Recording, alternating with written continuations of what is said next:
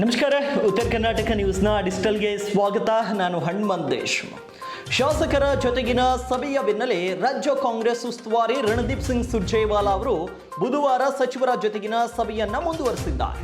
ಮೂರನೇ ದಿನವೂ ಕೂಡ ಸತತವಾಗಿ ಸಚಿವರ ಜೊತೆ 1-to-1 ಸಭೆಯನ್ನ ನಡೆಸುತ್ತಿದ್ದು, ಶಾಸಕರು ಮಾಡಿರುವ ಆರೋಪಗಳಿಗೆ ಉಸ್ತುವಾರಿ ಅವರು ಸ್ಪಷ್ಟನೆಯನ್ನ ಕೇಳುತ್ತಿದ್ದಾರೆ.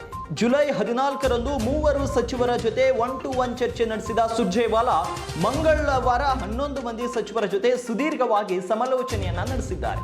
ಇಂದು 8 ಸಚಿವರ ಜೊತೆಗೆ 1-to-1 ಚರ್ಚೆ ನಡೆಸಲಿದ್ದಾರೆ. ಸಚಿವರಿಂದ ಶಾಸಕರ ಆರೋಪಗಳ ಬಗ್ಗೆ ಪೂರ್ಣ ಪ್ರಮಾಣದ ಮಾಹಿತಿಯನ್ನು ಪಡೆದುಕೊಳ್ಳುತ್ತಿದ್ದಾರೆ.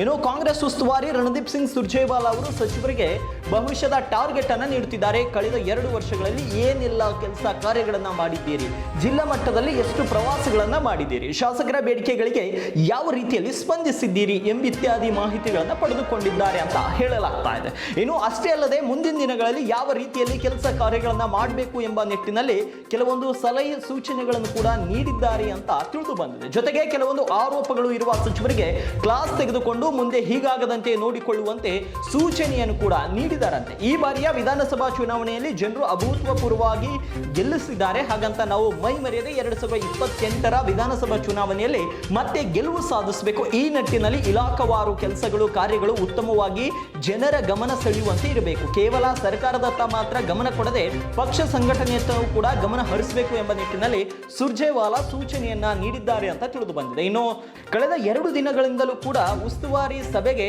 ಸಮಾಜ ಕಲ್ಯಾಣ ಸಚಿವ ಎಚ್.ಸಿ. ಮಹದೇವಪ್ಪ ಹಾಜರಾಗಿರಲಿಲ್ಲ. ಸಭೆಗೆ ಬರುವಂತೆ ಸುರ್ಜೇವಾಲಾ ಕರೆ ಮಾಡಿದ್ರು ಕೂಡ ಸಮಯ ಅವಕಾಶವನ್ನ ಮಹದೇವಪ್ಪ ಕೇಳಿದ್ರು. ಕೊನೆಯ ದಿನವಾದ ಇಂದು ಹಾಜರಾಗ್ತಾರಾ ಇಲ್ವಾ ಎನ್ನುವ ಕುತೂಹಲ ಎಲ್ಲರಲ್ಲಿಯೂ ಕೂಡ ಮನೆ ಮಾಡಿದೆ. ಇತ್ತ ಸೆಪ್ಟೆಂಬರ್ ಕ್ರಾಂತಿ ಹೇಳಿಕೆ ನೀಡಿ ಸಂಚಲನ ಸೃಷ್ಟಿಸಿದ ಸಚಿವ ಕೆ.ಎನ್. ರಾಜಣ್ಣ ಉಸ್ತುವಾರಿ ಸಭೆಗೆ ಹಾಜರಾಗ್ತಾರಾ ಎಂಬುದು ಕೂಡ ಸಾಕಷ್ಟು ಕುತೂಹಲಗಳಿಗೆ ಕಾರಣವಾಗಿದೆ. ಇನ್ನು ರಣದೀಪ್ ಸಿಂಗ್ ಸುರ್ಜೇವಾಲಾ ಅವರು ಶಾಸಕರ ಜೊತೆಗೆ ಸಿಎಂ ಹಾಗೂ ಡಿಸಿಎಂ ಅನುಪಸ್ಥಿತಿಯಲ್ಲಿ ಸಭೆಯನ್ನ ನಡೆಸುತ್ತಿರುವುದು ಕೆಲವರ ಅಸಮಾಧಾನಕ್ಕೆ ಕಾರಣವಾಗಿದೆ. ಅದರಲ್ಲೂ ಕೂಡ ಸಿದ್ದರಾಮಯ್ಯ ಬಣ ಈ ಸಭೆಗೆ ವಿರೋಧವನ್ನ ವ್ಯಕ್ತಪಡಿಸಿದೆ. ಕೆ.ಎನ್. ರಾಜಣ್ಣ ಸೇರಿದಂತೆ ಕೆಲವು ಸಚಿವರು ಇದರ ಬಗ್ಗೆ ಅಸಮಾಧಾನಗೊಂಡಿದ್ದಾರೆ. ಈ ನಿಟ್ಟಿನಲ್ಲಿ ಚರ್ಚೆಗಳು ನಡೆಯುತ್ತಿದ್ರು ಕೂಡ ಸುರ್ಜೇವಾಲಾ ಅವರು ತಮ್ಮ ಸಭೆಯನ್ನ ಮುಂದುವರೆಸಿದ್ದಾರೆ. ಆದರೆ ಕಾಂಗ್ರೆಸ್ನಲ್ಲಿ ಸೆಪ್ಟೆಂಬರ್ ಕ್ರಾಂತಿ ಆಗುತ್ತಾ? ನಿಮ್ಮ ಅಭಿಪ್ರಾಯಗಳು ಏನೇ ಇದ್ರು ಕಮೆಂಟ್ ಬಾಕ್ಸ್ ನಲ್ಲಿ ಕಮೆಂಟ್ ಮಾಡಿ ತಿಳಿಸಿ. ಮತ್ತು ಈ ರೀತಿಯ ಲೇಟೆಸ್ಟ್ ಅಪ್ಡೇಟ್ಸ್ಗಳಿಗಾಗಿ ಚಾನೆಲ್ಗೆ ಸಬ್ಸ್ಕ್ರೈಬ್ ಮಾಡ್ಕೊಳ್ಳೋದನ್ನ ಮರಿಬೇಡಿ.